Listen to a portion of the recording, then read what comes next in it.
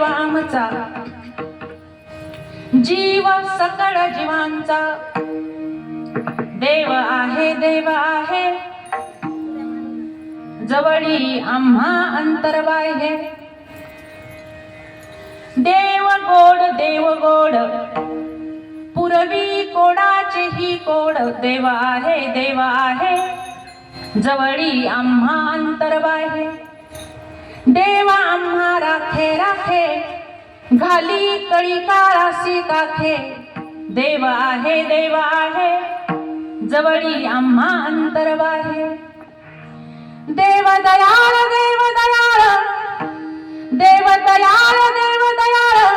करी तुकयाचा सांभाळ, देव आहे जवळी आम्हा अंतर्बाह्य, वक्रतुंड महाकाय कोटी सूर्य समप्रभा, निर्विघ्नं कुरु मे देव सर्वकार्येषु सर्वदा, महायोग पीठे तटे भीमरथ्यां, वरं पुंडरीकाय दातुं मुनीन्द्र, समागत्य तिष्ठन्तमानन्दकन्दं, परब्रह्मलिङ्गं भजे पाण्डुरङ्गं, पाण्डुरङ्गकारू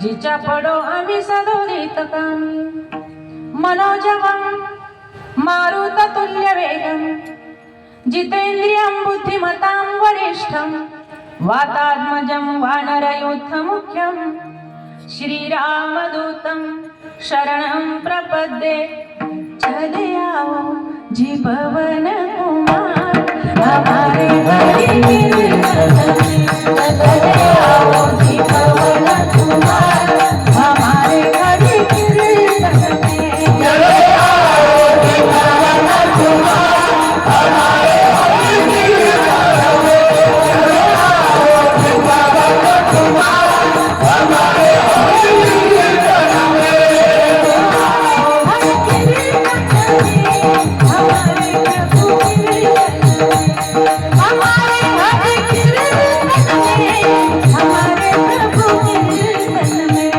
चले आओ जी पवन कुमार, हमारे हरि कीर्तन में, चले आओ जी पवन कुमार, हमारे हरि कीर्तन में, चले आओ जी पवन कुमार, हमारे हरि कीर्तन में, चले आओ जी पवन कुमार, हमारे हरि कीर्तन में।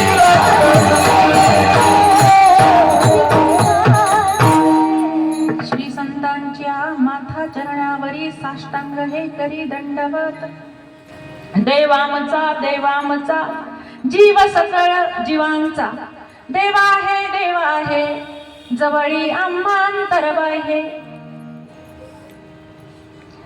वैराग्याचे शिरोमणी श्रीमंत श्री तुकोबाराय देहू निवासी आणि जगताचे जगद्गुरु म्हणून मानले गेले.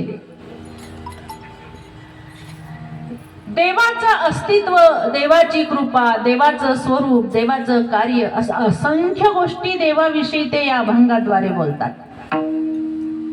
अभंग 5 चरणांचा आहे आणि देवाविषयीची सखोल माहिती ते या अभंगाद्वारे सांगत आहेत. कीर्तन, भजन, प्रवचन, कथा हा भव्य पेंडॉल, सप्ताह, हरिकथेचा जागर, ह्या सगळ्या गोष्टी फक्त एका गोष्टीसाठी आहे, ते म्हणजे देवाशी तादात्म्य राखणं, देवाला आपलं करून घेणं, देव आपला मानणं, देवाला आपल्या हृदयी स्थान देणं. आणि असा तो देव आपला करून घेण्यासाठी, असा तो देव हृदयी साठवण्यासाठी आपल्या रामनगर येथे असंख्य वर्षांपासून अखंड हरिनाम सप्ताहाचे नियोजन केले जाते. हरिभक्त परायण कैलासवासी बाबूराव गुरुजी वाघ यांच्या प्रेरणेने या सप्ताहाला सुरुवात झाली आणि आज तागायत हा अखंड नामस्मरणाचा सोहळा चालू आहे. बरेच मध्ये 2-4 वर्ष इकडे सेवेला मी आले नाही, त्याचं कारण की एकच कॅसेट किती वाजवायची असं होतं ना. लोकांना आता भक्तीत ही काहीतरी चेंज पाहिजे, वेगळं काहीतरी. हा हा मस्त असते. मला आता लेटेस्ट शब्द येत नाही एवढे नवनाथ महाराजांनी एवढे. विठ्ठल विठ्ठल.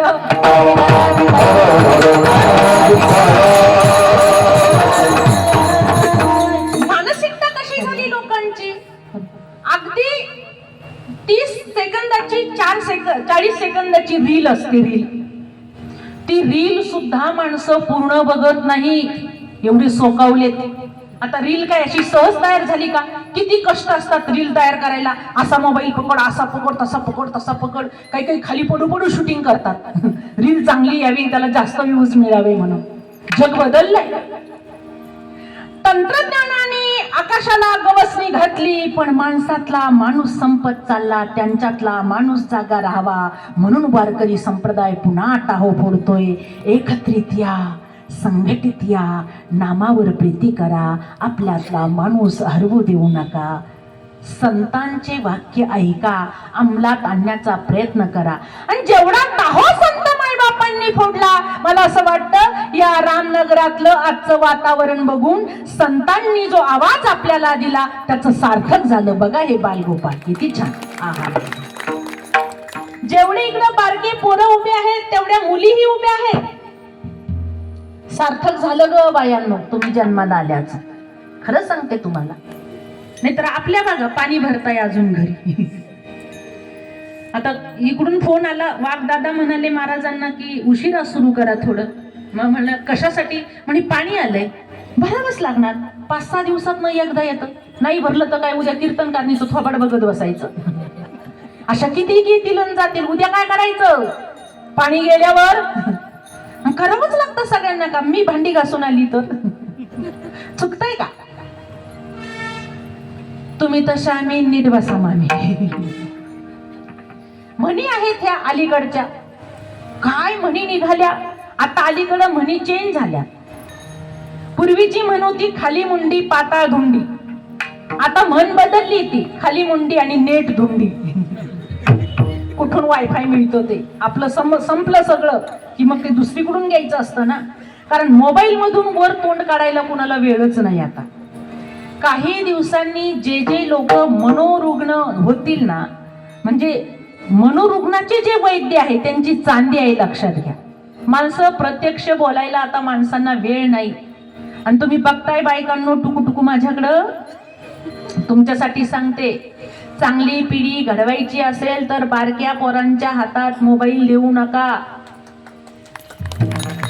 न कळत्या पोरांच्या हातात तुम्ही मोबाईल देता. परिणाम काय होतोय? त्यांच्या मेंदूवर त्याचा परिणाम होतोय. त्या आधुनिक तंत्रज्ञानाची कंपनं त्यांच्या मेंदूवर आघात करताय. मी अशाही काही केसेस बघितल्या. जुळ्या पोरांमध्ये एक पोरग मोबाईल न घेता राहायचं आणि दुसरं एक पोरग ते मोबाईल घेऊन बसायचं. तर 2 वर्षामध्ये त्याला ट्रीटमेंट घ्यावी लागली. कारण मोबाईल बघता बघता मोबाईलचंच विश्व त्याला सगळं आपलं वाटायला लागलं. बाहेरची माणसं बोलायला लागली की ती मुलगा घाबरायचं. ही वस्तुस्थिती आहे. आणि म्हणून मम्म्यांनो सावधान. मम्मी ह्या मम्म्या स्टँडर्ड बुद्धीच्या, कुठं काय दिवा लावतील सांगता येत नाही. जनाबायांनो काय म्हणू तुम्हाला, सांभाळा, सावरा, आवरा लेकरांना, अध्यात्माची दिशा दाखवा. देव आहे असं टाहो फोडून तुकोबाराय सांगताय आणि त्यांच्याच विश्वासावर आम्ही काम करतोय. आज रामनगरमध्ये समस्त कमिटीचे मी आभार मानते की तुम्ही पुन्हा एकदा मला इकडे आमंत्रित केलं. वाघदादांनी फोन केला आणि ताई तुम्हाला सेवा घ्यावी लागते म्हणलं. अर्थातच तुम्ही हाक मारा, मी हजर आहे. जिथं प्रेम तिथं आम्ही, जिथं अहंकार तिथं आपल्याला जायचं नाही. सोन्याचा पेंडाल असू द्या ना, काही कामाचं आहे, पण जिथं आपुलकी तिथं गेलं पाहिजे. वारकऱ्यांनी हे काही नियम पाळले पाहिजे. जिथं आपुलकी आहे, स्नेह आहे, प्रेम आहे तिथं जायला हवं आणि त्या सेवेचा आनंदही काही वेगळाच असतो. म्हणून समस्त कमिटीचे मी आभार व्यक्त करते. रामकृष्ण हरी महाजपाचा आपण जी सुरुवात केली आहे महाजपाला, तर या महाजपाची जबाबदारी महिला मंडळांनी घेतली आहे आणि ती महिला मंडळ म्हणजे श्री हनुमान भजनी मंडळ, बरोबर आहे ना नाव? हा. आणि श्री विठ्ठल रुक्मिणी महिला मंडळ. विठ्ठल कट केला का? बापरे, कमाल आहे. म्हणजे पुरुष कीर्तनकार कट करता करता विठ्ठली कट केला, असं नका करू. आता हे आमचे माहेरचे माणसं, कैलास महाराज माझ्या माहेरचे, लग्नाआधी तेच माझ्यासोबत गायला असायचे. ते आले, त्यांनी ते सगळी पत्रिका बघितली आणि ते म्हणाले सगळ्याच महिला का? म्हटलं तुम्ही आधी लई मजा मारली. भैरवी सुद्धा बायकांच्या वाट्याला येऊ देत नव्हती हे गायला. चोप, बाईचा अधिकार नाही. म्हणजे तुम्ही नाही महाराजा, मी फक्त विषय सांगते. जागरामध्ये माऊल्या टाळ घेऊन बसायच्या. कुठे गेल्या काळीताई? अच्छा, इकडे आल्यात का? बरोबर.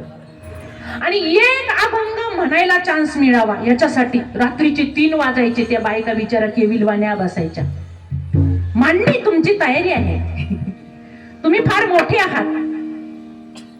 अहो तुम्ही आहात म्हणून आमच्या सारख्यांचं बरं आहे. तुम्ही रंगच नाही भरला तर काय आमचे टाळ आमच्या डोक्यात घालून घ्यायचे? तुम्ही वाईट नका वाटू देऊ. तुम्ही सगळे आहात, नेहमी माझी पाठीराखे असतात तुम्ही. तुम्ही माझ्या समोर तर ज्ञानोबाराय नामदेवराय पेक्षा कमी नाही आहात. पण ज्यांनी क्रॉस केलं, आडवे चालले महिलांना, आज स्त्रियांनी उत्क्रांती घडून दाखवली. या चोपदार बारकाल्या पोरी आहेत ना, ह्या साध्या नका समजू तुम्ही.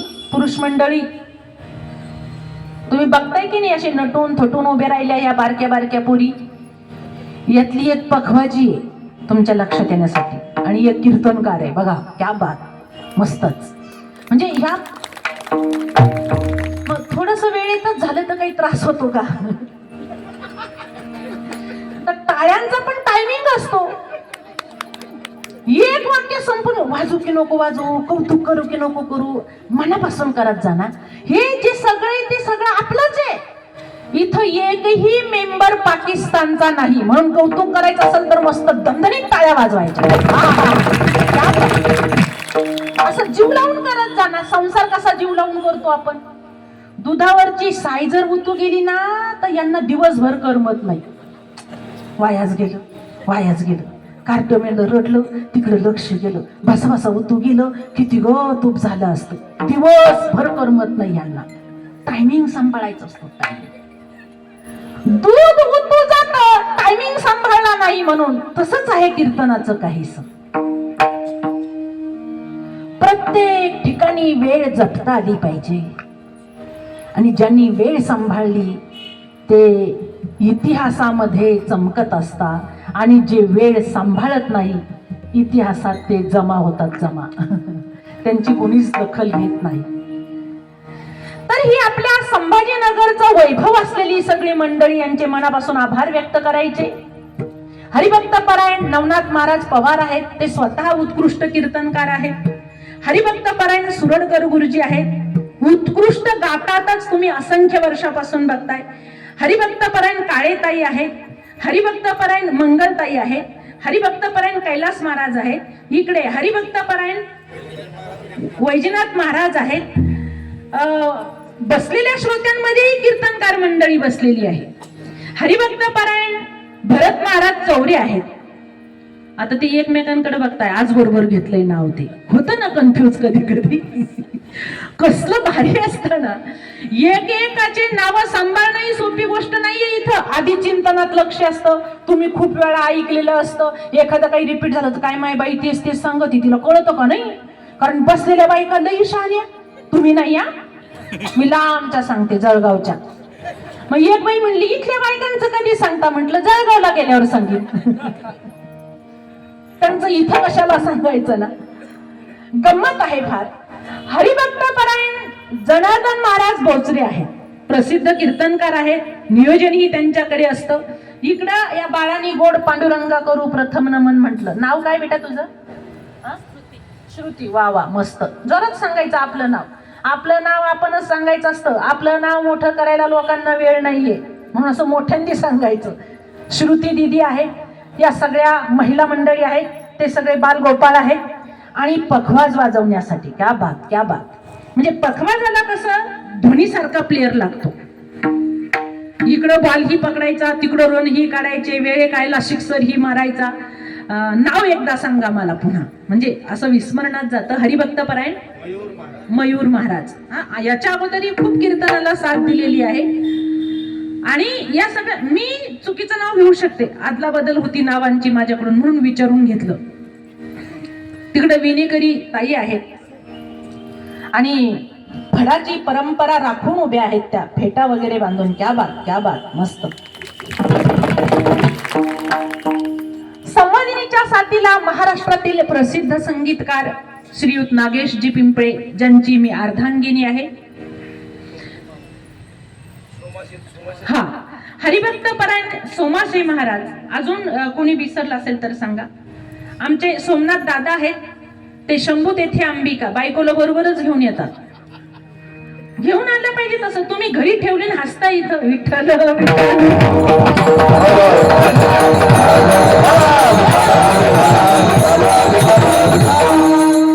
कीर्तनात नाही आणायचं तर कुठं जायचं बायकोला घेऊन? PVR जवळच आहे इथून, काही हाकेच्या अंतरावर.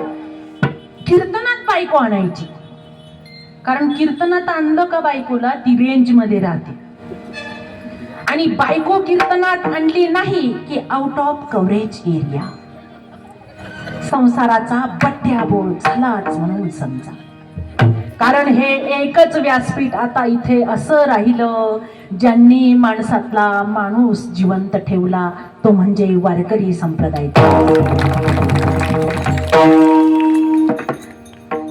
आणखी कोणी महाराजांची नावं राहिलीत का?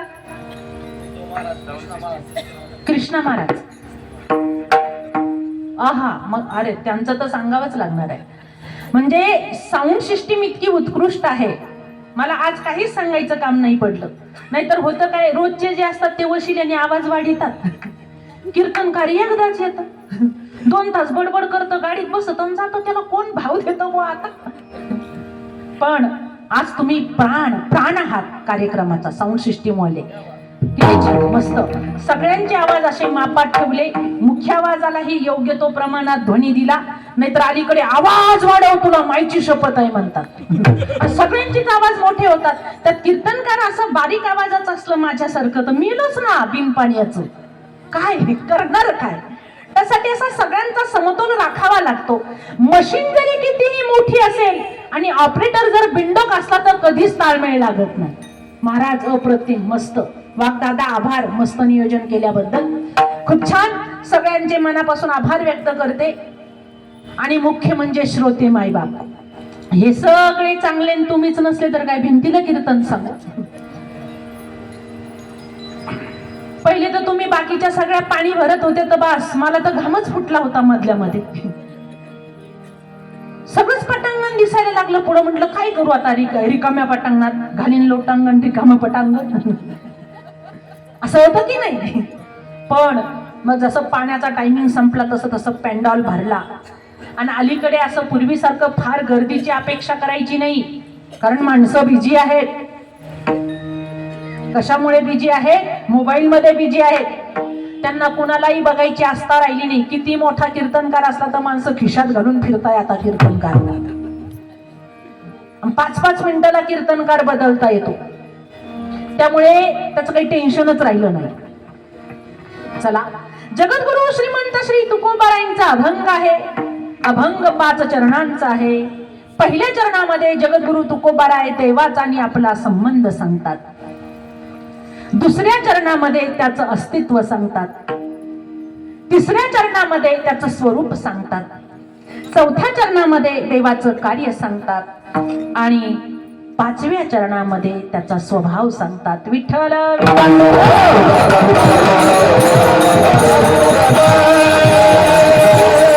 अशा अदृश्य पांडुरंग परमात्म्याशी ऐक्य साधण्यासाठी सर्वात आधी महत्वाचा विषय आहे विश्वास. तुमच्या आमच्यामध्ये विश्वास असला पाहिजे. बऱ्याच बायका नाही का नामस्मरणाला बसतात, रामकृष्ण हरी रामकृष्ण हरी रामकृष्ण हरी. भजन करता करता एखादीला शंका येते, का ग खरंच देव आहे का आपलं असंच आयुष्य जायचं? रामकृष्ण हरी म्हणत म्हणत दुसरी म्हणती, जाऊ दे आपल्या वडलोपार्जित ते म्हणत आले, आपणही म्हण आपली, भेटला तर भेटन, नाही तर चाललं आपलं, कसं का होईना चाललंय ना आयुष्य. नाही, अशाने नाही जमत. अंतरी विश्वास असला पाहिजे. विश्वासी तो करी स्वामी भरी सत्ता, विश्वासी तो करी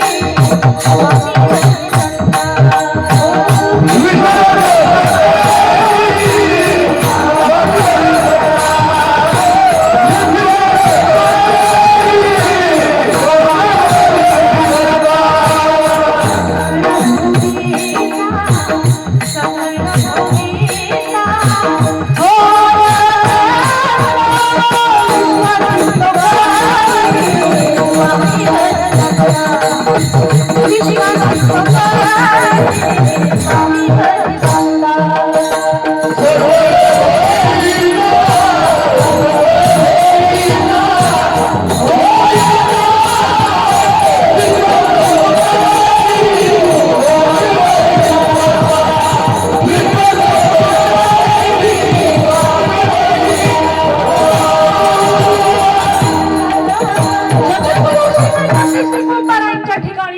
आहे म्हणून ते ठामपणे सांगतात. काय सांगतात? देवाचा आणि आपला संबंध. ते सांगतात, द्विवार सांगतो, देव आमचा देव आमचा, तो सकळ जीवांचा जीव आहे हे मी 2 वेळा सांगतो. पुन्हा एकदा ऐका, देव आहे आहे हेही 2 वेळा सांगतो. कुठे आहे? जवळ आणि लांब, अंतर बाह्य, असं त्यांनी ठामपणे 2दा सांगितलं. देव गोड देव हा गोड आहे. कशामुळे गोड आहे? तो आपल्या अंतरीचं कोड म्हणजे इच्छा पूर्ण करतो, म्हणजेच देव गोड आहे. देव आम्हा राखे राखे, रक्षण करण्यासाठी तो सदैव तत्पर आहे, म्हणून देव आहे. आणि त्याचा स्वभाव कसा आहे? तर देव दयाळ, सगळेच नामस्मरण करणाऱ्या भक्तांचं रक्षण करणारा तो पांडुरंग आहे. करी तुकयाचा सांभाळ असा तो देव आहे, असं मी प्रत्येक वेळी अभंगाच्या प्रत्येक चरणात द्विवार सांगतो, 2दा सांगतो. याचा अर्थ आत्मविश्वास बघा तुकोबारायांचा केवढा मोठा आहे.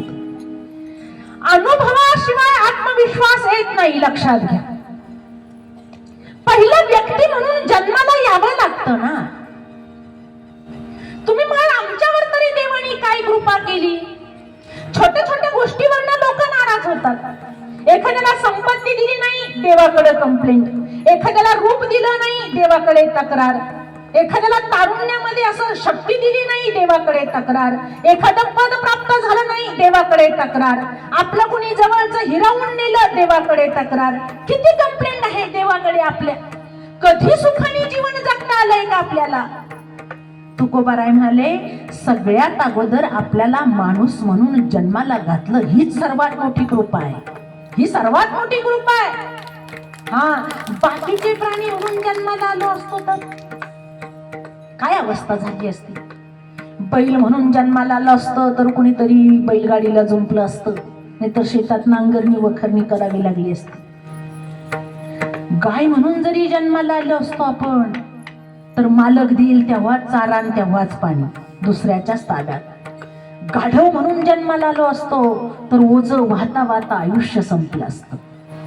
घोडा म्हणून जन्माला आलो असतो तरी मरेपर्यंत धावावं लागलं असतं, मालकाच्याच ताब्यात. प्रत्येक प्राणी मात्रामध्ये जीवाला पारतंत्र्य आहे.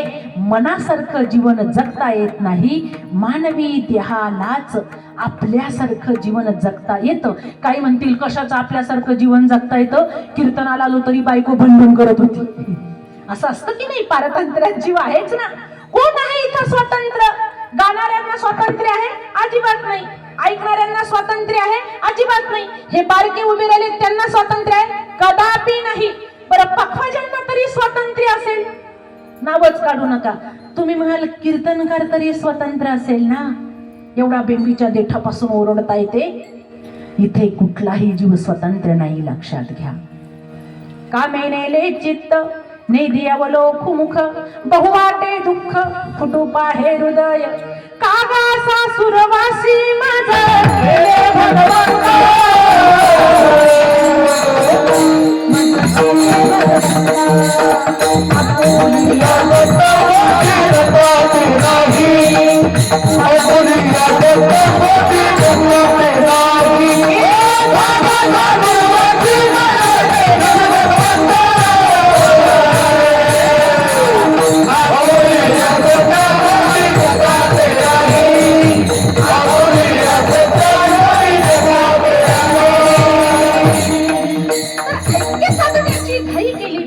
शरीर राबलं राबू द्या, बुद्धी राबतीये राबू द्या, शक्ती संसारासाठी खर्च होती होऊ द्या, मन पांडुरंगाला तेवढं समर्पित करता आलं पाहिजे.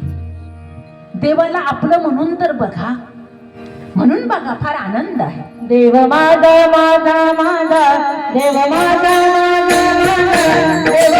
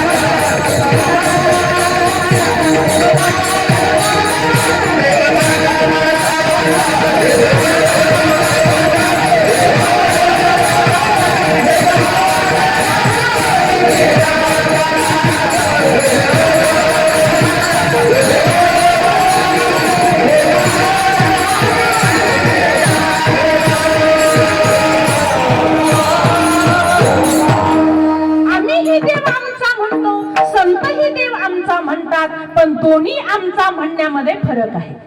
कसा फरक आहे? सामान्यत्वाने देव आमचा ती तुमची आमची अवस्था, विशेषत्वाने देव आमचा ती संतांची अवस्था. अजून सोपं करून सांगते, लक्षात येईल. संतांनी आमचा म्हणण्यात आणि सामान्य लोकांनी आमचा म्हणण्यात विशेष फरक कसा आहे बघा. जसं द्विचर प्राणी असतात आणि दुसरे जलचर प्राणी असतात, तिसरे भूचर प्राणी असतात. भूचर म्हणजे जमिनीवर राहणारे, द्विचर म्हणजे जमिनीवर राहणारे आणि पाण्यातही राहणारे, आणि जलचर म्हणजे फक्त पाण्यात राहणारे. हे शिकताय की नाही तुम्ही? बारकाले शिकताय ना? येतं ना लक्षात? सांगतात ना मॅडम व्यवस्थित? हा, मग बरं, मग भाग्य आहे तुमचं. हे असं आई वडील ही शिकलेले आहेत तुमचे, त्यांना म्हणावं जरा मोबाईल मधून डोकं बाहेर काढा आणि अशी चर्चा करत चला, आम्हाला कळेल जग काय आहे ते. ही चर्चाच नसते अलीकडे, वेगळंच भूत घुसलं लोकांच्या डोक्यात. मग भूचर जमिनीवर राहणारे, त्यांना पाण्यात पोहायचं म्हटलं तर पोहू शकतात तात्पुरतं जीव वाचवण्यासाठी. द्विचर प्राणी असे आहेत, ते पाण्यातही राहतात आणि जमिनीतही राहतात. पाणसाप, मगर, कासव, बेडूक हे जे प्राणी आहेत, लक्षात येत आहे ना तुमच्या सगळ्यांच्या? हा, ते जमिनीवरही राहतात आणि पाण्यातही राहतात, त्यांचा आडत नाही. पण जलचर प्राणी असे आहेत, ते पाण्याच्या बाहेर काढले की जीव सोडतात. तसं तुमचं आमचं आहे, नीट लक्षात घ्या. आम्ही जे आहोत ते द्विचर प्राणी आहोत. झालाच तर परमार्थ, नाही झाला तर नडत नाही. संसार सोडायचा नसतो. काही काही लोक लय हुशार, ते म्हणतात तिकडून जर उन्हाळलं तर मग काय करायचं, बायको आपली म्हणा, पोरगं आपलं म्हणा, तिकडं नाहीच जमलं तर, नाहीच मोक्ष मिळाला तर, नाहीच मुमुक्षुसारखी आपली प्रवृत्ती झाली तर काय करायचं, मग संसार हाताशी ठेवला पाहिजे. याला म्हणायचं द्विचर प्राणी. पण संतांचं तसं नाही. विशेषत्वाने देव आपला करून घेतला आणि मग संत काय सांगतात, आमचं असं आहे, जीवना वेगळी माझा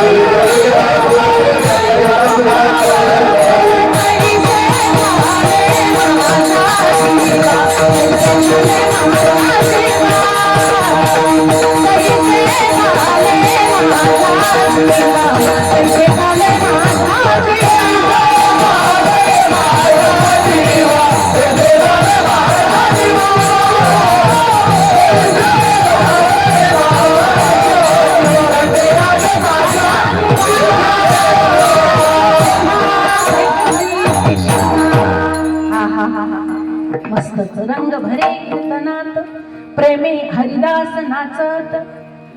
तुम्ही फक्त छत्रपती संभाजीनगरचे सप्ताह करतात लोकल असल्यामुळे, इथले ते पटापट पटापट जाऊन पुन्हा संध्याकाळी घरी. पण आता तुमच्या सोबत कीर्तन करून करून असं कॉम्बिनेशन जमलंय की असं वाटतं तिकडं साताऱ्यात पण न्यावं तुम्हाला. किती छान, अप्रतिम, अफलातून. याला टायमिंग म्हणतात, टायमिंग. मस्त, बरं झालं. हे बाकीच्यांना नाही कळत ते. विठ्ठल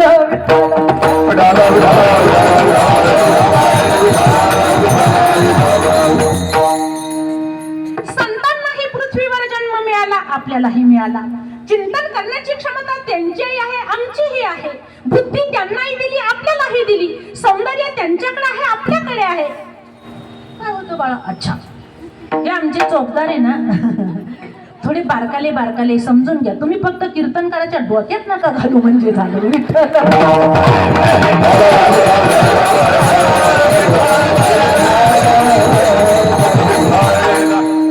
काय करतील बिचाऱ्या बारकाल्या पोरी? त्यांना धर्मदंड सांभाळावा अशी इच्छा तरी निर्माण झाली एवढ्या लहान वयात. नाही तर आपल्या 80-80 वर्षाच्या बायका लाजतात. सत्कार करायला काही काही बायका पुढे येत नाही. मला लाज वाटत. अगं आता तरी खूप महिला कीर्तनकार झाल्या, आणि आधी तर नवीन एकटीच होते ना मी. मग पुरुषांनी कसा हार घालायचा, सत्कार कसा करायचा, म्हणून मग काही वारकरी मंडळी म्हणायची की काय करा, ताईला हार घालण्यासाठी आणि बुक्का लावण्यासाठी तुम्ही जा पुढे. अंधारात ज्या बायका त्या स्कार्फ मध्ये तोंड लपवून घ्यायच्या म्हणून सांगू नको बाई, मला लाज वाटत. हिला तिकडं नाही लाज वाटत. आप्पाचा विषय लय हार्ड आहे, तिकडं बरोबर लिंक लागते जी. आप्पा किडीच काढे. अगं बाई बाई बाई बाई, हे बरं जमलं ग तुला. हा, अशा लाजत लाजत यायच्या बायका पुढे.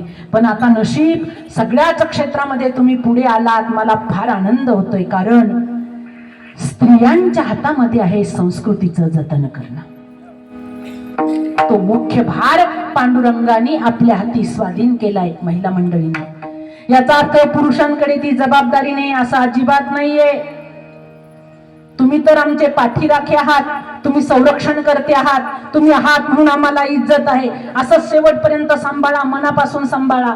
तुम्ही आमचे छत्रपती शिवाजी राजे आहात, तुम्ही आमचे शंभू राजे आहात, तुम्ही तानाजी मालुसरे आहात.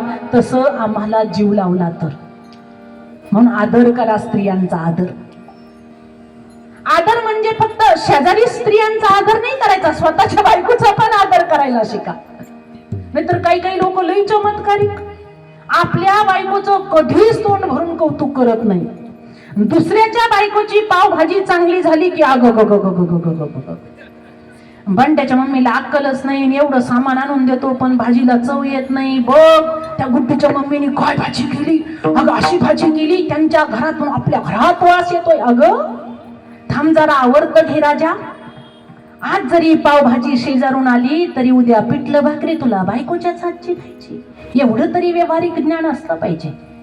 आणि अजून सांगते पुरुष मंडळी, विनोद म्हणून घेऊ नका, वास्तव सांगते. तुम्हाला जर खरं ऐश्वर्य संपन्न जीवन जगायचं असेल तर स्वतःच्या अर्धांगिनीचा सन्मान करायला शिका, तेव्हा घरात लक्ष्मी पाणी भरेल. पण रावण गेला आणि आपले शिष्य तयार करून मेला. तो काय सहज गेला का रावण? असे शिष्य सोडले म्हणून बुळबुळ बुळबुळ बुळबुळ बुळबुळ. आणि पुतना मावशाही काही कमी नाही, फक्तच भांडणं लावून देतात. एक बाई माहेराला गेली भाऊबीजेला, भाऊबीज झाली ना आली घरी. घरी आली तर शेजारीन लक्षच ठेवून होती, कधी येते राजूची मम्मी, कधी येते राजूची मम्मी. दिसली तिला राजूची मम्मी, भांडी घासत होती, भांडी बाजूला फेकून दिली आणि पळत पळत आली. राजूची मम्मी, अगं बहीण कधी आल्या? म्हणे आत्ताच आले. कशी घेतली साडी? छान घेतली. काय काय दिलं आईने? सगळं दिलं. तुला का? म्हणे मलाही सगळं दिलं. एक बोलायचं होतं म्हणून आले. म्हणे काय बोलायचं होतं? म्हणे त्या पुढच्या गल्लीतली जी बाई राहती, ती लाल साडीवाली परवा आपल्याला भेटली होती, तिचं नाव डार्लिंग आहे का? प्रश्न काय होता?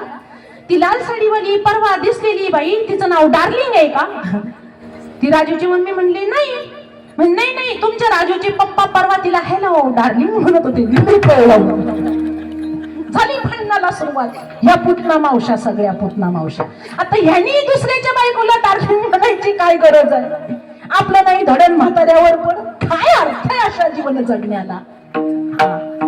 सावधान, काळ गवसणी घालायला, गिळंकृत करायला बघतोय, पण त्याच काळाला पळवून लावायचं असेल तर माझ्या तुकोबरायचं सानिध्य पाहिजे. कारण तुकोबराय सांगतात, जगा काळ खाय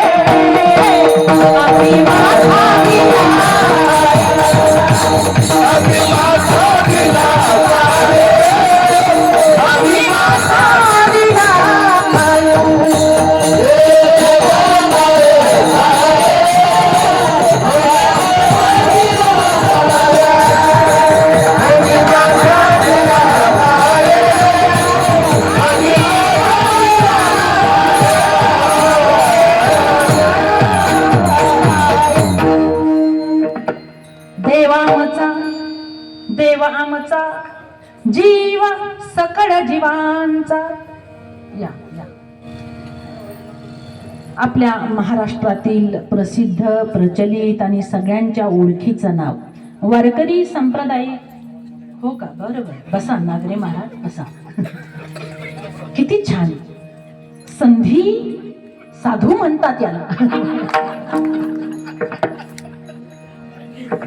तर वारकरी संप्रदायावर नितांत प्रीती करणारे आमचे बंधू हरिभक्तपरायण जोगदंड भाऊ यांचं आताच आगमन झालं.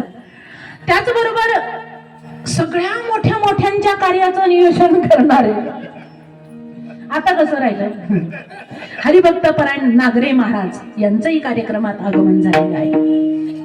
मस्तच. ही सगळी मंडळी आपल्यातून माझ्यावर प्रेम करते. म्हणजे तुमच्या सगळ्यांचं प्रेमच मला जीवन जगणं शिकवतं. अन्यथा विषय संपला असता, जास्त सांगता नाही येत मला. माझ्यासारख्या चिडक्या माणसाला कसं जीवन जगता येईल हो?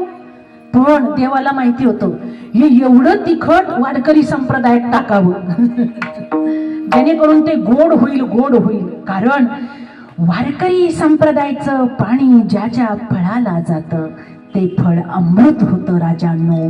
तसं अमृतमय जीवन जगायचं आहे आपल्याला. संतांना जे सगळं दिलं ते आपल्याला मिळालं, पण संतांचा देव विशेषत्वाने झाला, तुमचा आमचा देव सामान्यत्वाने झाला. त्याचं कारण पाणी जरी एक असलं तरी ते कुठल्या झाडाला गेलं याला महत्व आहे ना. जैसे जीवनाची उदाक विशी होय मारक का मिर्या माझी तिख उशी गोड. ज्ञानोबा ज्ञानेश्वरीत सांगतात पाणी एकच आहे, पण विषामध्ये मिसळलं त्याचं विष तयार झालं. मिरचीच्या झाडाला गेलं त्याचं तिखट फळ निर्माण झालं. तेच पाणी उसाला गेलं तर ते गोड झालं. पाणी एकच आहे, पण कुठल्या अंशाला पोहोचलं त्याला महत्व आहे. मग आपल्याला जर आपलं फळ गोड करून घ्यायचं असेल तर का वारकरी संप्रदायाचा पायी होऊ नये? बाकीचा हातभर गबाळ सांभाळतोय आपण, हे माझं ते माझं ते माझं ते माझं. कसलं कोण माझं? सगळं काबाड ओझ ओझ वाहता वाहता मरायला आलो तरी माझ्याची आसक्ती संपली नाही. ती माझ्याची आसक्ती संपली पाहिजे. आणि संसाराला माझं म्हणण्यापेक्षा देव आमचा म्हणता आलं पाहिजे. पण सामान्य माणसाला विषयाने ग्रासल्यामुळं, सामान्य माणसाच्या जीवावर विषयाने राज्य मिळवल्यामुळं त्यांना देव आमचा म्हणता येत नाही. त्यांची प्रवृत्ती संकुचित झाली. केवढी संकुचित झाली? एखादा सामान्य व्यक्ती असला तर तो म्हणतो बायको माझी मी बायकोचा. एखादी सामान्य बाई असली, मुलगी नवीन लग्न झाली तर पोरी शुद्धीवरच येत नाही आजकाल. ती म्हणते नवरा माझा मी नवऱ्याची, बाकी मला घेणं नाही. सजनी तो मेरा मैं तेरी दुनिया से क्या लेना. इथंच आयुष्य संपत चाललंय. सावधान. पुढे 2-3 वर्षांनी कळतं आपल्याला त्यांचे दुर्गुण जसे जसे लक्षात येतात ना. पहिलं नवीन लग्न झालं की पोरकी 2 व्हीलरवर बसते तर ती स्वतःच्या वजनात पेलून बसत नाही. निम्मी ती नवऱ्याच्या अंगावर पडलेली असते पुढं, आणि ती गाडी असते हातभर उंच मागून. कुठल्या येड्या कंपनीने गाडी काढली कोणास ठाऊक. अरे लाजा सोडल्या त्यांनी, लाजा. आणि ती गुड्डीची मम्मी खिडकीतनं पाहती पोरगी नवऱ्याच्या गाडीवर बसली की. शेजारनी बघतात काय बसली बाई, बघा ना नवऱ्याच्या मड्यावर पडायला आली. तर गुड्डीची मम्मी खिडकीतनं म्हणते माझी गुड्डी लई गुणाची हाय, काय सांगू तुम्हाला तिचं धाडस आहे. बाई आवर जरा. निज कन्येशी शिकवी माता लाज धरावी लोका देखता. एकांत मिळाल्या कांता लाज सर्वथा सोडावी. हे नागबाबांनी शिकवलं. का करायचा परमार्थ? काय यायचं वारकरी संप्रदाय? तर जगणं शिकवलंय संतांनी. आईने काय शिकवलं पाहिजे पोरीला? पप्पे तुला स्लीवलेस फार गोड दिसतो गो, काढ बाह्या कापून टाक, किती गोड दिसती माझी बाळ. ए बाई, भटक भवान्या जन्माला आल्या. वास्तव सांगते तुम्हाला, आपल्या इथल्या रामनगरातल्या बायका लई चांगल्या आहे म्हणून तुम्ही ऐकून घेताय. मी तिकडचं सांगते, शिल्लोडच्या पलीकडचं. लई विचित्र बायका. आपल्या स्वतःच्या पोरीचं अंग प्रदर्शन करताना जर आई तिळभरही डगमगत नसेल तर तिला आई म्हणावं? आई म्हणावं? कैदाशीन आहे ती, कैदाशीन. नको त्या वक्रदृष्टी लेकरांवर पडतात आणि मग घातपात होतो. म्हणून शिकवा बाळ, लाज असावी ग, माणसाला लाज असावी. पुरुष तेवढे लाजत नाही, तो भाग सोडा. तुम्ही म्हणाल कसं? म्हणजे इथले पुरुष नव्हे, हे वारकरी संप्रदायाच्या संस्कारातले आहे. जे वारकरी क्षेत्रातले नाही ते बघा तुम्ही. राष्ट्रीय कार्यक्रम लागला की कुठे उभे राहतात ते. गाडी आली काय, घोडा आलं काय, विमान आला काय, भर रस्त्यात उभे राहतात. लाजा सोडल्या बिचाऱ्यांनी. तुम्ही नाही त्यातले म्हणून बोलते तुमच्या जवळ, नाहीतर अशा गोष्टी नसतात बोलायच्या. हा, माणसाला लाज नावाचा विषय देवाने दिला म्हणून माणसं कपडे परिधान करतात. पण भारतात कापसाचं उत्पन्न कमी झालं, परिणामी कपडा कमी तयार व्हायला लागला. आणि कपड्याचा तुटवडा भारतामध्ये निर्माण होऊ नये म्हणून बायकांनी शॉर्ट घालायला सुरुवात केली. ते शॉर्ट एवढं शॉर्ट झालं की इकडं वर पळतं, इकडं खाली पळतं, मध्ये फट्टी उघडी. बायाच गायब झाल्या, पाठीमागच गायब झालं. काय म्हणावं बायांनो?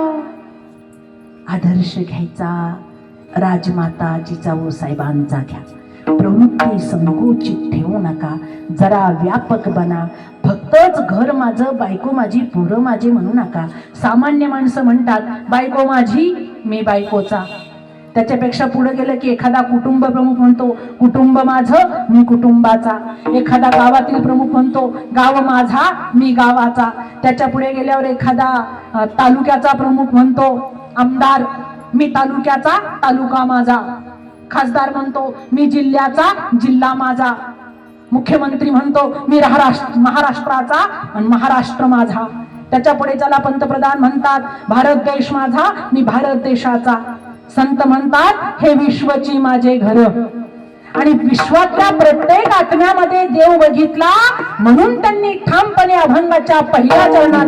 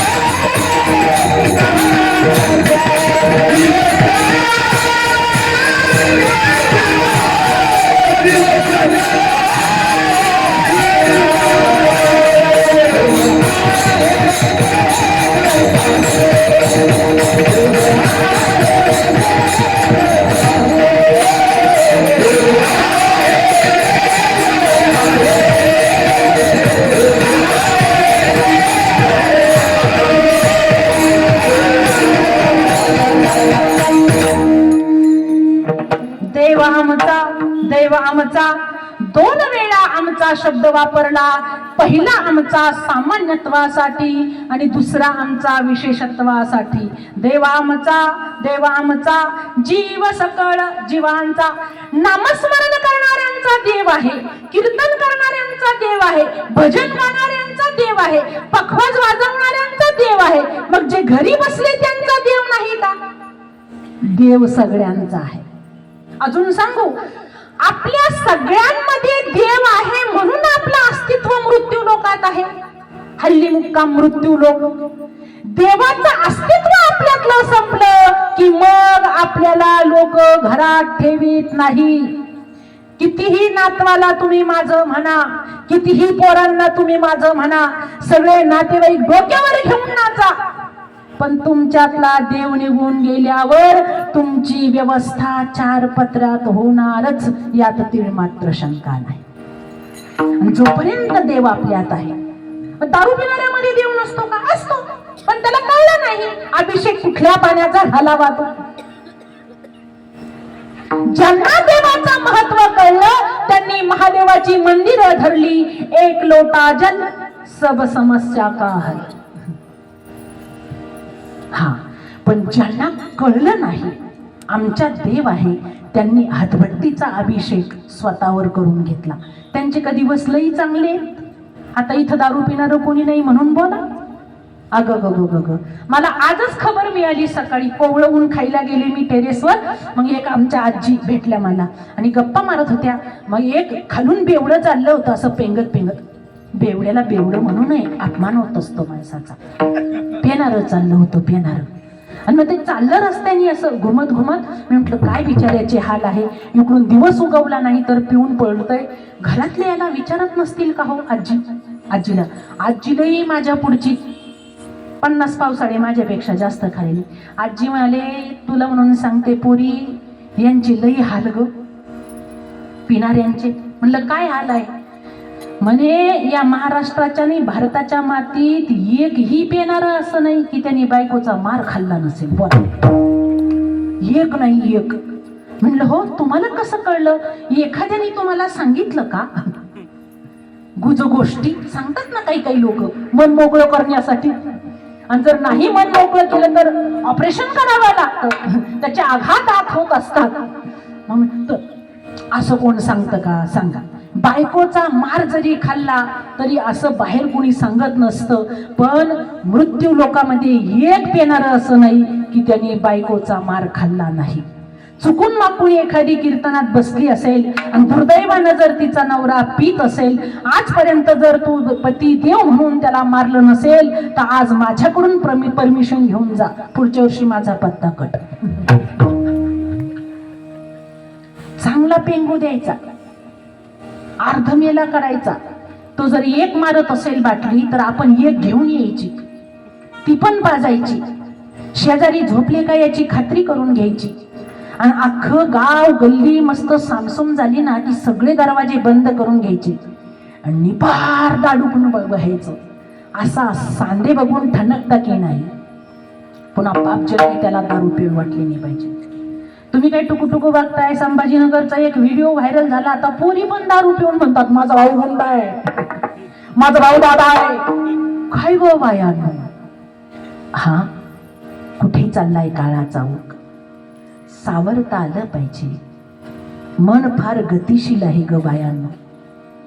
ते हवेत स्थित असलेल्या वायूप्रमाणे आहे. जसा हवेतील वायू हा एका मुठीत कैद करता येत नाही, तसं हे गतिशील चंचल मन कितीही स्थिरावायचं म्हटलं तर ते स्थिरावता येत नाही. आणि ते स्थिरावायचं झालं तर नामावर प्रीती झाली पाहिजे. आणि नामावर प्रीती होण्यासाठी देव आहे याची खात्री झाली पाहिजे. देव आमचा हा संबंध जेव्हा तुकोबारायांनी जनसामान्यांना सांगितला तेव्हा तुकोबारायांना लोकांनी प्रश्न विचारला, तुम्ही देव आमचा आहे असं म्हणता, देवाच्या विषयीचं नातंही तुम्ही सांगता, संबंध जर तुम्ही डिक्लेअर केला पण तो असतो कुठे हे सांगाल की नाही, आहे की नाही ते सांगा.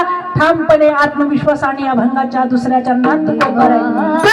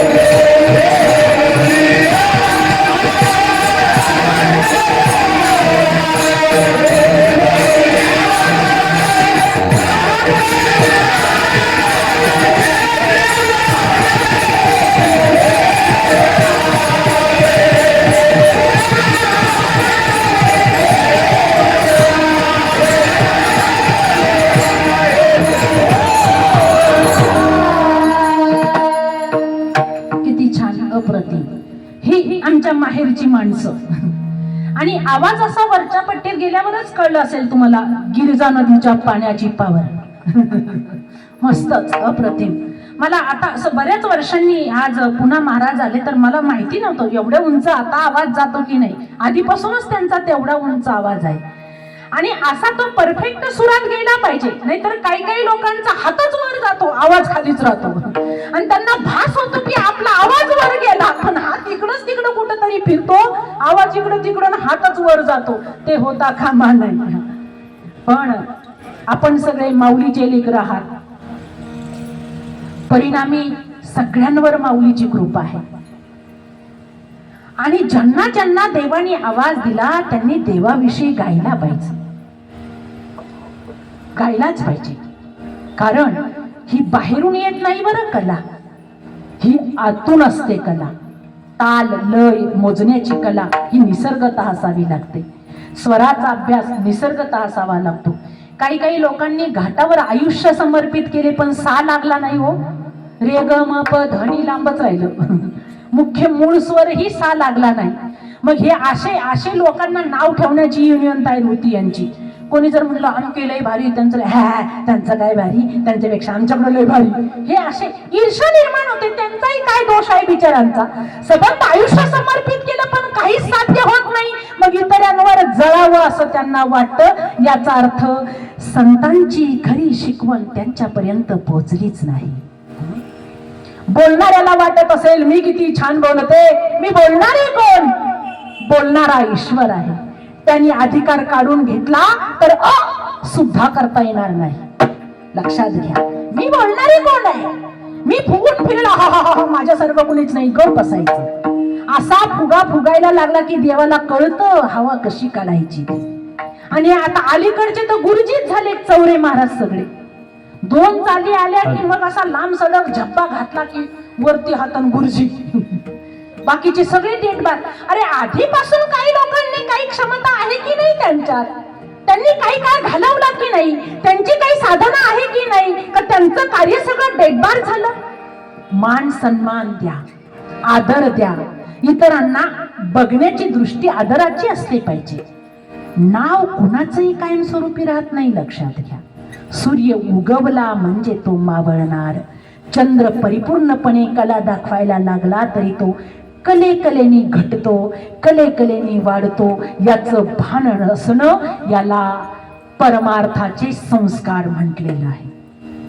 देव आहे, तुमच्यात आहे, माझ्यात आहे, वाईट कार्य करणाऱ्यात आहे, चांगलं कार्य करणाऱ्यात आहे. सगळ्यांमध्ये देव वास्तव्य करतो. हे मनाने बोलत नाही, भगवंत स्वतः गीतेत सांगतात. ईश्वर सर्वभूतानां हृदयेषु जुनतिष्ठति.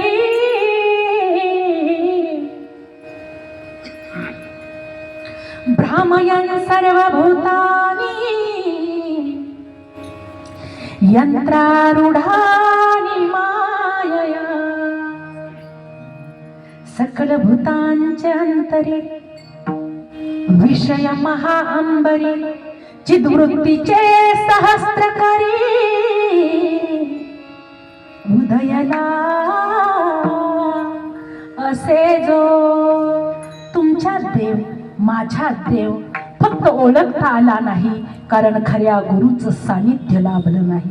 खरे गुरु कोण? तुकोबाराय, ज्ञानोबाराय, सावतोबा, नामदेवराय, जनाबाई, मुक्ताबाई, मीराबाई, संत कान्होपात्रा, सखुबाई. घ्या यांचं सानिध्य घ्या. अलीकडचे काही गुरु बघितले तर ब्रह्मचैतन्य ज्यांच्यात वास्तव्य करतंय. तुम्हाला जर तुकोबाराय आता प्रत्यक्ष डोळ्यांनी बघायचं असेल तर वैराग्याचे मूर्तिमंत पुतळे मारुती बुवांकडे जाऊन भेटा. तुम्हाला कळेल तुकोबाराय काय आहे. आमच्यासारख्यांचं सोडा, आम्ही प्रचारक आहोत. त्या लेवलला जाण्यासाठी अजून खूप साधना करावी लागेल. आणि मला नाही वाटत संसार आमच्या सारख्यांना सुधारू देईल. तो बघता काय टुकू तुम्ही माझ्याकडं. दुःख तुमचं माझं सेमच आहे. अजून सांगू आजचा पर्व काळ माझ्या जीवनातला. आजचा माझ्या जीवनातील पर्व काळ असा आहे. सुखद परमार्थ करता करता संघर्षमय संसाराला तोंड देऊन देऊन 2 तप मी आजच्या दिवशी पूर्ण केलेले आहेत. आज बरोबर 24 वर्ष पूर्ण झाली परमार्थ करून संसार सांभाळायला. हे सोपं नाहीच, हे कदापि सोपं नाही. फक्त परमार्थ करणारी माणसं सुखाने जीवन जगू शकतात. संसारात सुख नाहीये, पण तरी त्या सुखाची झालर संसाराला लावायची असेल तर संतांनी आपल्या स्वतःचा देह चंदनासारखा झिजवला, अहोरात्र काबाड कष्ट केले आणि आपल्या समोर परमार्थाचा मार्ग सोपा करून दिला. नाहीतर लोक लई विचित्र. जगणं तेवढं सोपं असतं का? 100 गोष्टी चांगल्या सांगा आणि एखादी मागे पुढे होऊ द्या अशी तोंड वाकडी करतात लोक. तुम्ही चुकता कुठं हेच बघत असतात, पण स्वतः कोणी परिपूर्ण असतो का? किती कोणी तत्ववेत्ता असला तर कोणी परिपूर्ण असतो का? ज्ञान जिथे आहे अज्ञान त्याच्या पूरक आहे, प्रकाश जिथे आहे अंधार त्याच्या पूरक आहे, सौंदर्य जिथे आहे कुरूपता त्याच्या पूरक आहे, सकाळ जिथे आहे संध्याकाळ त्याच्या पूरक आहे. हे विसरून कसं चालेल? जगात इथे कुणी परिपूर्ण नाहीये, म्हणून कुणाच्या चुका मोजू नका. चुका काढला म्हणजे तुम्ही परीक्षक व्हाल, चांगला माणूस नाही. त्यात आनंद शोधायला शिका. सून चुकली, कुठं शेजारणीला कारण करती? ती काय तुला उद्या जेवायला येणार आहे? सुनीच्या हातचं खायचं, मग कशाला कारण करायचं? पण या म्हाताऱ्याला इब्लिश म्हणजे ह्या नाही आपल्या इथले, लांबच्या सांगते तुम्हाला. शेजारणीकडे कंप्लेंट करतात. ही ईर्ष्याच नाहीशी झाली पाहिजे हो, आणि ती नाहीशी करण्यासाठी देव कळला पाहिजे. देव त्यांना कळतो जे खरे गुरुच्या सानिध्यात राहतात. एका गुरुनी आपल्या शिष्याला घडवलं आणि अभ्यास परिपूर्ण दिल्यानंतर 2 वर्ष मध्ये जाऊ दिलेत आणि नंतर त्या शिष्याला भेटायला आले. मी जे तत्वज्ञान ह्याला दिलंय ते कुठपर्यंत याच्या उतरलं हे बघायला हरकत नाही, म्हणून ते गुरु तिथे आले. विचारलं, बहुतेक संत मंडळी श्रीमंत शिष्याकडेच थांबतात, कारण तिथे सगळी व्यवस्था लागते. गरीबाच्या घरी दूध आहे तर पत्ती नाही, पत्ती आहे तर साखर नाही, मग अशा ठिकाणी थांबायचं नसतं. तर गुरुची व्यवस्था लागण्यासाठी श्रीमंत शिष्याकडे थांबायचं असतं. गडगंज श्रीमंत शिष्याकडे गुरुजी गेले आणि मग तो शिष्य स्वागत करायला आला. आपण दिलेलं तत्वज्ञान त्या शिष्याच्या अंतरी किती उतरलं हे बघण्यासाठी, ती परीक्षा बघण्यासाठी गुरूंनी प्रश्न विचारला शिष्याला. काय प्रश्न विचारला? वा वा वा, एवढा भव्य दिव्य हा 3 गुंठ्यामध्ये बंगला बांधलेला आहे, कुणाचा आहे बंगला? शिष्य हुशार होता, त्याच गुरुचा तो असल्यामुळे म्हणे गुरुजी देवाचा आहे. बरं. पुढे बाहेरच्या पार्किंग मध्ये लक्ष गेलं, तिथं 7-8 गाड्या लावलेल्या होत्या, BMW वगैरे सारख्या. कुणाच्या आहेत गाड्या? गुरुदेव देवाच्या आहेत. गुरुदेव वाट बघताय, हे चुकतं कधी? घरातल्या सगळ्या वस्तू विचारल्या, टीव्ही कुणाचा आहे, फ्रीजर कुणाचा आहे, महागड्या गोष्टी कुणाच्या आहे, लॅपटॉप कुणाचा आहे, कॉम्प्युटर कुणाचा आहे? शिष्य सांगत गेला, देवाचा आहे, देवाचा आहे, देवाचा आहे. नंतर माडीवर गेले, वरच्या घरात. माडी कुणाची आहे? म्हणे देवाची आहे. माडीत देवघर बांधलेलं होतं, त्या देवघराकडे हात करून गुरुनी प्रश्न विचारला, देवघर कुणाचं आहे? म्हणे अर्थातच देवाचं. गुरुनी शेवटचा प्रश्न शिष्याला विचारला, हा देव कुणाचा आहे? देव माझा आहे. देव माझा, मी देवाचा. इथे होतं ते प्रमाण. शब्द साम्यापेक्षा विषयाला धरून चला, म्हणजे प्रगतीसाठी सांगते. पुढे उत्कृष्ट आवाज आहे, धमाल आहे, पण काही सूचना द्याव्या वाटतात. म्हणून हीच माझी सत्यवाचा, तो माझा आहे. मग एक तुमच्या आमच्यासारखं डोकं लढवणारं होतं तिथं. लोक लई पुढचे असतात. लोक कीर्तन करायला म्हणतात, हे सगळं देवाचं आहे, तर मग इथं सोडून जा ना, कशाला नेता? बरोबर, आम्हालाही सोडतात का लोक? असंच एका ठिकाणी कीर्तन संपलं, गाडीत बसायला लागले तर ते माणूस म्हणतो, गाडी सोडा ना, इथं ती देवाची आहे. म्हटलं असं वेड्यासारखं करू नको. ही गाडी जरी देवाची असली तरी या जन्मात मी त्याची ट्रस्टी आहे. ट्रस्टी देवानी ती माझ्यासाठी दिली आहे, म्हणून मी घेऊन जाते. उद्या पाहिजे तर तू घेऊन ये परत, तुझं काम असेल तर. लोक लय चतुर आहे. तसं तो शिष्य म्हणाला, सगळं जरी देवाचं असलं तरी देव माझा आहे, आणि बाकी संपत्ती दान करायचा विषयच येत नाही, कारण या जन्मात मी तिचा ट्रस्टी आहे, उपभोक्ता आहे. माझे कार्य संपलं, त्या वस्तू इथेच असतील. याला गुरुचं तत्वज्ञान म्हणतात. आणि ज्ञानोबा याच्यावर ओवी सांगतात, हे मजची स्तव झाले परी म्या नाही केले, हे जाणे जाणितले तो सुटला का. हे माझ्यासाठी झालं, पण मी नाही करता याचा, आणि याची जाणीव ज्याला आहे तो सुटला. आणि त्याला कळतं देवा आहे, देवा आहे जवळी आम्हा अंतर्बाह्य. कुठे आहे देव? तुम्ही जर सद्गुरूची कृपा झाली तर तो तुमच्या अंतरी आहे, आणि जर सद्गुरूची कृपा झाली नाही तर तीर्थी धोंडा पाणी. देव रोकडा सज्जनी. पंढरपूर केलं, आळंदी केली, देहू केली, काशी केली, प्रयाग केला, अख्खा तीर्थ करून आला, आणि घरी येऊन म्हणतो लई फिरलो बापा, लई शिन झाला, पण कुठं काही देवाने साक्षात्कार दिलाच नाही. काय लोक लुटतात, काय लोक लोटतात, काय गर्दी करतात, म्हणजे त्रास लक्षात राहिला पण देव नाही कळला. संत सांगतात देव बघायचा आहे तर स्वतःच्या माता पित्यात. एका माऊलीची व्हायरल ओवी ऐकली जात्यावरची. काशी ग म्हणू काशी, काशी कोणी ग पाहिली, माझ्या माया बापानी ग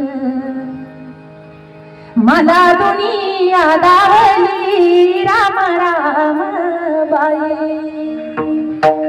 ज्याला काशीला जाता आलं नाही त्यांनी काय नियम पाळावा. काशी ग म्हणू काशी, काशीचा जन वेड, माझ्या माता पितयाच्या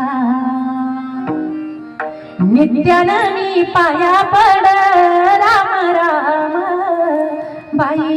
गाता आला पाहिजे देवही, ठरवलं तर गाता येत. एक बाई सासूला गाते, सासू ग त्या बाई तुम्ही चिंध्या चांध्यान्यासा, बाई चिंची खाली बसा, मला भूतावानी दिसाय. कळलं पाहिजे खावं काय, कळलं पाहिजे. माझी मीराबाई गायली, राजाची स्नुषा आहे, राजाची कन्या आहे, राजाची अर्धांगिनी आहे, सगळे पद गुंडाळून ठेवले, स्वतःचा रूपाला आग लागली तरी चालेल, लोक वंदील काय आणि निंदा करेल काय, कुणी चांगलं म्हटलं काय, वाईट म्हटलं काय, आपल्या स्वतःच्या महालाचा पूर्ण गूढ बाजूला ठेवला, पायात घुंगरं बांधले. नाचूंगी नाचूंगी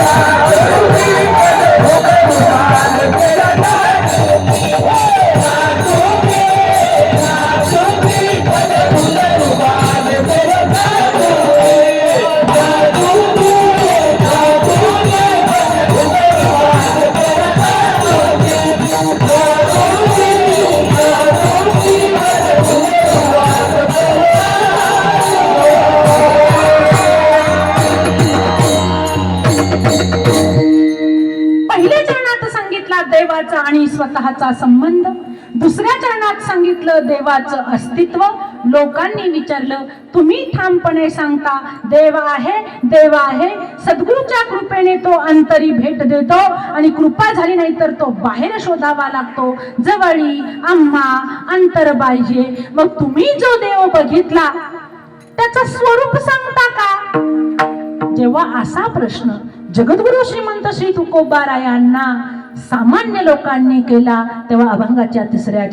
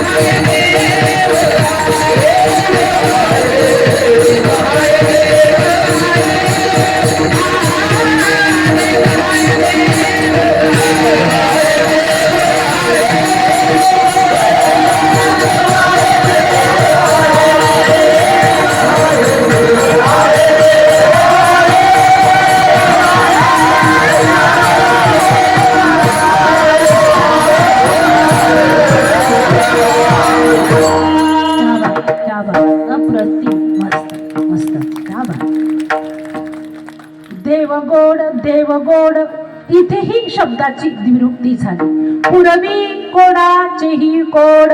आपल्या अंतरीच्या सर्व इच्छा पूर्ण करणारा कोण आहे? तो ईश्वर आहे. इथेही दोन वेळा गोड म्हणण्याचं कारण काय आहे? तर एक गोड आहे देवाच्या रूपासाठी आणि दुसरं गोड आहे देवाच्या नामासाठी. देवाचं रूपही गोड, देवाचं नामही गोड. रूप हे काही काळापुरतं असतं. अवतार घेतला की रूप येतं, अवतार संपला की रूप जातं. पण नाम सदैव आहे. आणि मला वाघाजीने आईने आधीच सांगितलं की नामाची महती सांगा. नाम निरंतर असल्यामुळे आम्ही रामकृष्ण हरीचा जप करतोय महिला मंडळी. हा, आणि जो नामस्मरण करतो ना त्याचा दर्जा वाढतो, त्याची किंमत वाढते. लक्षात घ्या. कितीही गडगंज श्रीमंत असला तर कोणी विचारत नाही त्याला, कारण श्रीमंती स्वतःसाठी आहे, नाम सगळ्यांसाठी आहे. लक्षात घ्या. नेपाळ पाहिला ना तुम्ही कसा पेटून उठला तो? असे श्रीमंत निवडून काढले महाराज जनजी गटानी, आहे की नाही?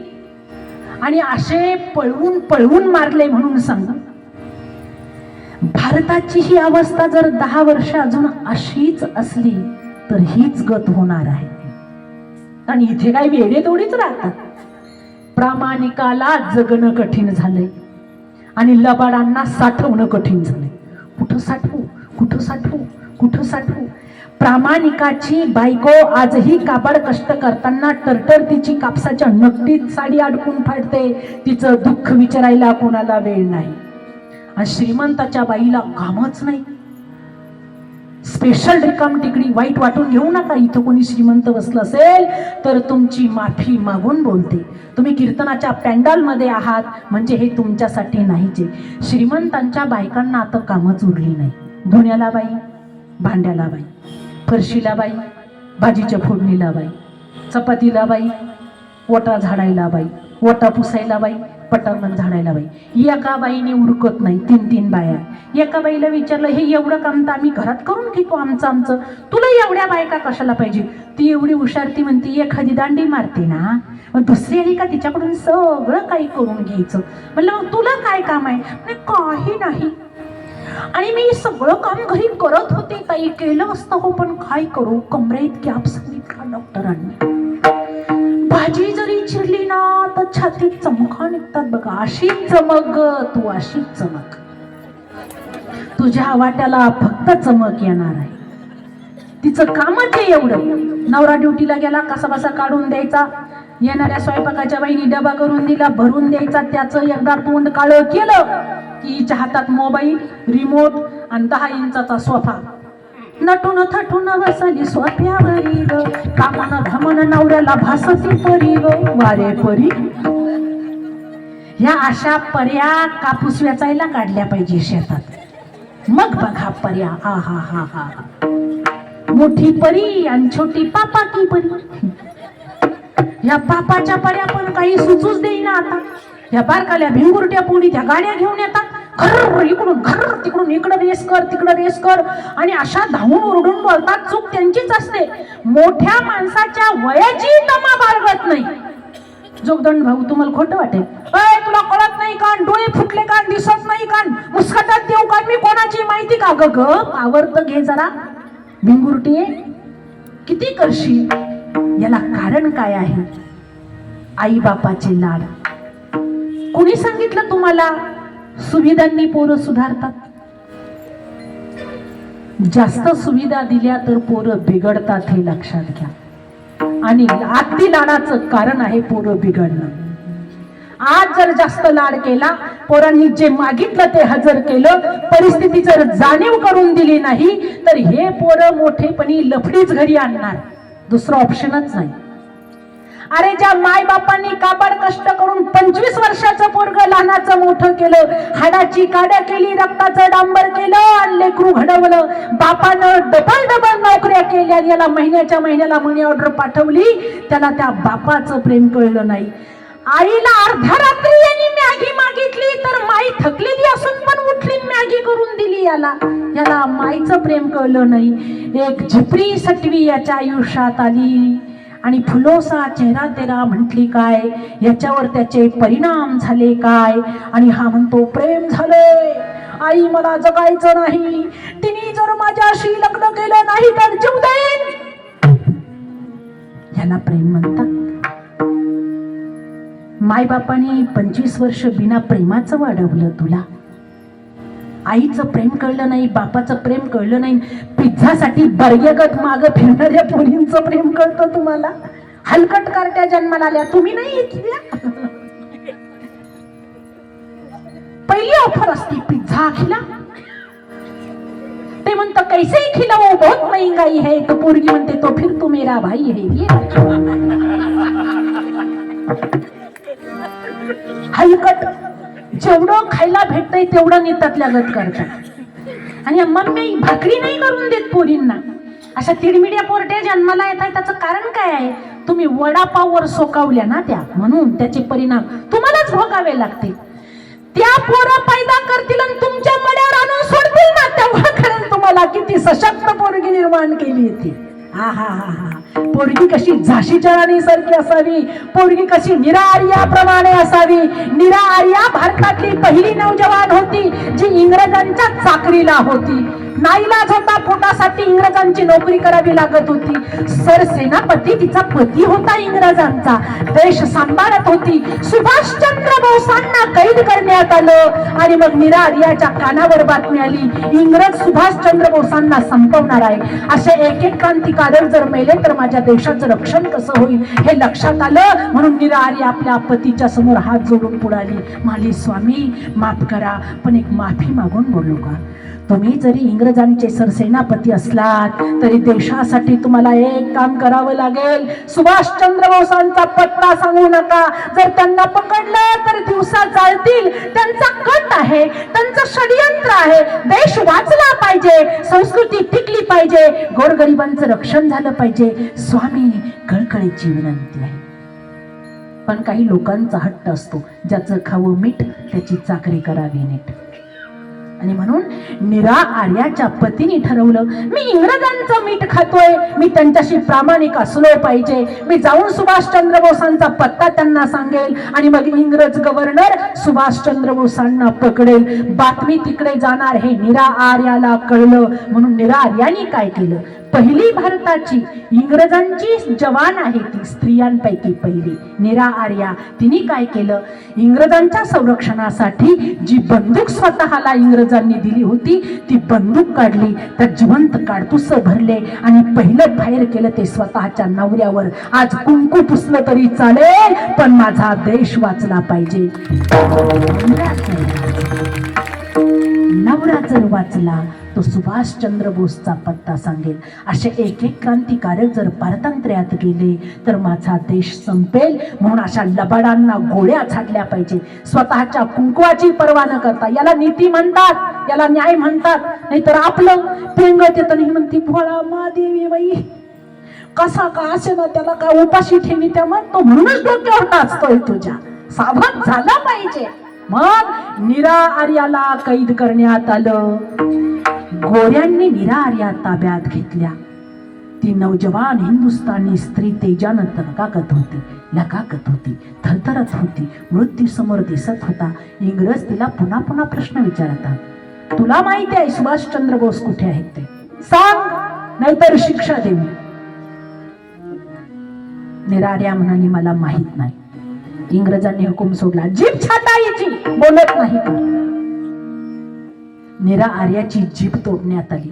नंतर वही आणि पेन हातात दिला. निरा आर्याला पुन्हा गोऱ्यांनी प्रश्न विचारला, लिहून दे सुभाषचंद्र बोस कुठे लपलेला आहे, तो पकडायचा आहे आम्हाला. तेव्हा निरा आर्याने इशारा केला, माझ्या हृदयात सुभाषचंद्र बोस दडलेले आहे. शोधायचं असेल तर माझं हृदय फाडून बघा, याला म्हणतात वाघिणीचं काळीज. त्या पांढऱ्या काळजाच्या लोकांनी अक्षरशः निरा आर्यांची छाती चिमट्याने तोडून काढली. पण निरा आर्याने पत्ता सांगितलं नाही, हिला भारताची वाघीण म्हणतात. वाघीण जीवन जगायचं तर असं जगा. एक एक एक एक पार्ट तोडून संपवलं निरा आर्याला, पण आपलं तोंड उघडलं नाही. देशावर प्रेम असावं ते असं निष्ठावान असलं पाहिजे. आणि जेव्हा नीतीचा न्यायाचा विषय येतो तिथं आपलं कोण परक कोण याचा विचार नाही करावा. आपल्या स्वतःचं पोरग शेजारणीच्या पोरीला छेडतं, ही म्हणती माझा बाळा तसं नाहीच आहे, तुमच्याच पोरीने लाईन दिली असेल, हा ह्याच्याचमुळे खात होतो. आणि मुलगा मोठा गुन्हेगार बनतो. सावधान, डोळे उघडे ठेवून बघायला शिका. हो, अहिल्याबाई होळकर जेव्हा मध्य प्रदेशामध्ये राहतात तेव्हा इंदोरला घोडदौड चालू होती. त्यांच्या स्वतःचा पुत्र जेव्हा रथावर स्वार होऊन निघाला तेव्हा एका राजवाड्यासमोर एका गाईचा बछड्या त्या रथाच्या समोर आला. गाय बाजूला उभी होती, बछड्याला कळलं नाही. अहिल्याबाई होळकरांच्या पुत्राच्या रथाखाली तो गाईचा बछडा आला आणि तो जखमी झाला. होता करता तो रस्त्यावर पडला. अहिल्याबाई होळकरांचा पुत्र पुढे निघून गेला आणि त्या बछड्याने जीव सोडला. तेव्हा ती गाय आईच्या अंतःकरणाने त्या बछड्याच्या जवळ येऊन उभी होती. गाईच्या डोळ्यातनं अश्रू वाहत होते आणि गाय कळवळा करत होती की माझं लेकरू वाचलं पाहिजे. तिला कळत नव्हतं आहे की नाही ते. आणि तेवढ्यातच अहिल्याबाई होळकर पाठीमागून स्वतःचा रथ घेऊन आल्या. त्यांनी बघितलं ते गाईचं वासरू रस्त्यात मरून पडलेलं आहे. चौकशी केली. लोक सांगायला घाबरत होते, पण राणीचा हुकूम आहे तो टाळणार कोण. जरा राणीच्या वजनात येऊन विचारलं, दहशतीने विचारलं, लोक बोलायला लागले, तुमच्याच पुत्राच्या रथाच्या चाकाखाली हा बछडा मेलेला आहे म्हणून ही गाय इथे केविलवाणी उभी आहे. आपल्या पोराच्या रथाच्या चाकाखाली तो बछडा गेला म्हणून न्याय काय वेगळा करायचा का. म्हणून अहिल्याबाई होळकर आल्या आणि स्वतःच्या सुनेला प्रश्न विचारला, सांग एखाद्या आईचं लेकरू जर एखाद्याने मारलं तर त्याला काय शिक्षा दिली पाहिजे. अहिल्याबाई होळकरांची सून म्हणाली, त्याचाही जीव घेतला पाहिजे. झालं. तेच वाक्य शीर्षा वंद मानलं आणि सैनिकांना ऑर्डर दिली, जा आणि त्यालाही असंच रथाखाली मारा. स्वतःच्या पोराला अहिल्याबाई होळकरांनी आज्ञा दिली. सैनिक तयार होत नव्हते. राणीचा पुत्र आहे, त्याला कसं मारायचं. झाली असेल चूक, पण करायचं काय. अहिल्याबाई होळकर डगमगल्या नाही आणि नीती न्याय सांभाळण्यासाठी स्वतः रथावर बसल्या आणि आपल्या पुत्राच्या अंगावरनं रथ घालायला लागल्या. तेवढ्यात ती गाय पुढे यायची आणि आडवी व्हायची. मारू नको, कारण त्या गायीमध्ये सुद्धा एक आईचं अंतःकरण होतं. ती गाय मुकी जरी असली तरी त्या आपल्या डोळ्याच्या भाषेतनं सांगत होती, एका आईचा पाळ गेल्यावर तिला किती यातना होतात हे मी अनुभवतीये. म्हणून कृपया कुणाच्याही लेकराला मारू नकोस ग महाराणी, कुणाच्याही लेकराला मारू नकोस. असं वारंवार झालं म्हणून अहिल्याबाई होळकरांना रथ मागे फिरवावा लागला. जर गाईला कळतं नीती न्याय सांभाळावा तर आम्हाला का कळत नाही. भारताच्याच मातीत अहिल्यानगर येथे म्हणजे पूर्वीचं अहमदनगर चौंडी गावामध्ये अहिल्याबाई होळकरांचा जन्म झाला. एका हातात शस्त्र आणि दुसऱ्या हातात शास्त्र घेऊन लढणारी ती भारतातली महाराष्ट्रातली पहिली महाराणी ठरली अहिल्याबाई होळकर. इथं जातीचा विषय नाहीच आहे, जाती गौण आहे तिकडं. कोण म्हणतं, काही लोक म्हणतात सावतोबा सांगितलं तर लोक म्हणतात तुम्ही माळी आहात का. लय विचित्र लोक. ज्ञानोबराय सांगितले तर लोक म्हणतात तुम्ही ब्राह्मण आहे का. तुकोबरायच्या विषयी बोललं तर तुम्ही मराठा आहे का. अहिल्याबाई होळकरांबद्दल बोललं तर लोक म्हणतात तुम्ही धनगर आहे का, आपलेच आहात का. अरे काय आहे. एवढं संकुचित असावं? जाती भेद धर्म समूळ नाहीसे करण्यासाठी वारकरी संप्रदाय उपजला, पण काही ढोंगी लोकांनी स्वतःची जात प्रसिद्ध करण्यासाठी पुन्हा वारकरी संप्रदायाचा सहारा घेतला आणि संप्रदायाला बदनाम करण्याचा प्रयत्न केला. पण संप्रदाय बदनाम होऊ शकत नाही, लक्षात घ्या.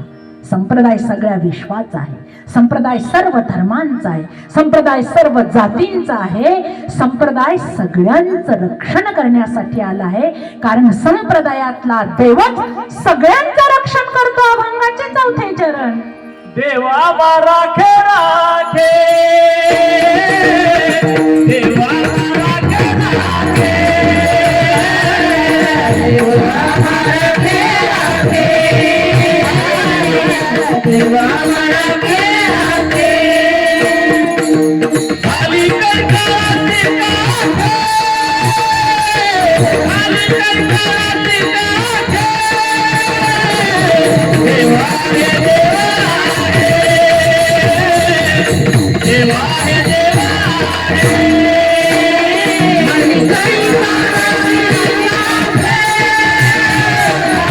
खाली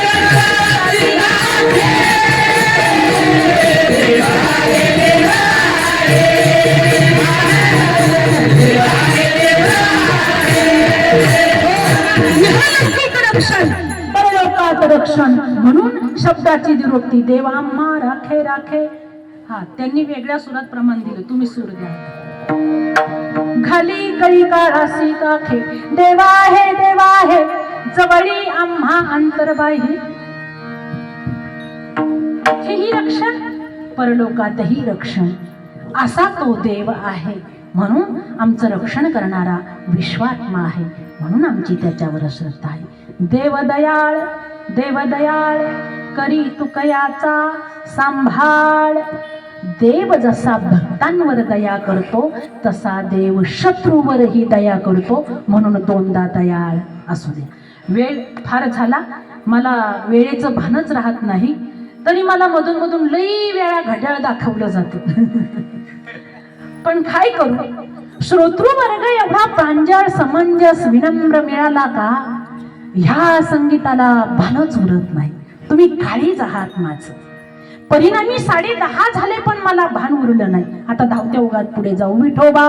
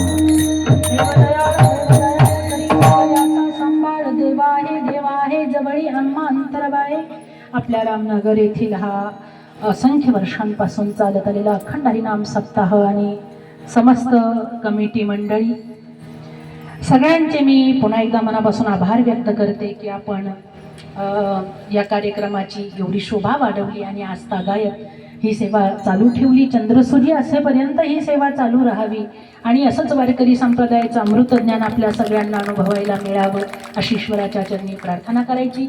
आपल्या या सप्ताहाचे प्रेरणास्थान म्हणण्यापेक्षा संबंध संभाजीनगर येथेच असंख्य ठिकाणी वारकरी संप्रदायाचं कार्य करणारे आपल्या सगळ्यांच्या परिचित असलेले हरिभक्त पारायण वैकुंठवासी बाबूराव वाघ गुरुजी यांचं पुन्हा या पवित्र काळी स्मरण करूयात की त्यांच्या अथक परिश्रमाने हा सप्ताह चालू राहिला आणि सगळ्याच गुणवान मंडळींनी अतिशय उत्कृष्ट साथ दिली. साऊंड सिस्टीम, पखवाज वादक, गायक, वादक, कीर्तनकार मंडळी हे सगळे तत्ववेत्ते मंडळी आहेत. संबंध आयुष्य वारकरी संप्रदायाला यांनी समर्पित केलेलं आहे. पण आज आपल्या बहिणीचं कौतुक बघण्यासाठी बसलेली आहेत ही कीर्तनकार मंडळी. तर ह्यांचं सगळ्यांचंही मनापासून आभार व्यक्त करायचे. सगळ्या बालगोपाळांनीही फार उत्कृष्ट प्रतिसाद दिला. या मुली तर इतक्या छान नाचल्या म्हणून सांगू.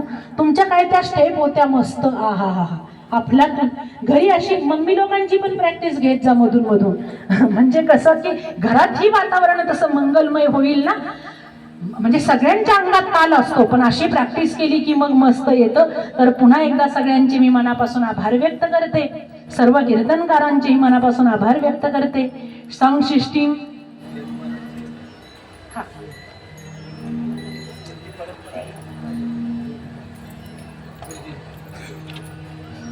आपल्या या अथक परिश्रम करून या परंपरेला साथ देणाऱ्या प्रत्येक कार्यक्रमाचे यजमान ठरलेले असतात. तर आजच्या कार्यक्रमाच्या जे यजमान आहेत ज्यांनी या आजच्या कार्याचा भार सांभाळला आणि संत पूजनाचा भार सांभाळला अशा श्रीमती शोभा जनार्दन तित्तरताई यांचे मनापासून आभार की यांनी संतसेवा आपल्याकडे घेतली. आणि बाकीचेही जे सगळे उद्याचे परवाचे ह्याच्या आधीचे यजमान सगळ्यांचे नावं घेणं शक्य नाही पण मनापासून आभार आहे त्यांच्या सगळ्यांचे की ज्यांनी भार आपल्या खांदी घेतला. अध्यात्माच्या कार्यासाठी केलेला खर्चच आपल्या सोबत येतो. संसारासाठी केलेला खर्च तो आपल्याला इथे सोडून जायचा असतो. मग यथामथे यथावकाश जेवढं जे काही द्यायचं ते देवाच्या नावाने सडळ हाताने द्यायला शिका. ते तुमच्या सोबत येणार आहे यात तीळमात्र शंका नाही. ज्या संतांनी पवित्र पावन मार्ग दाखवला त्यांचं एकदा प्रेमाने भजन करूया. ज्ञानेश्वर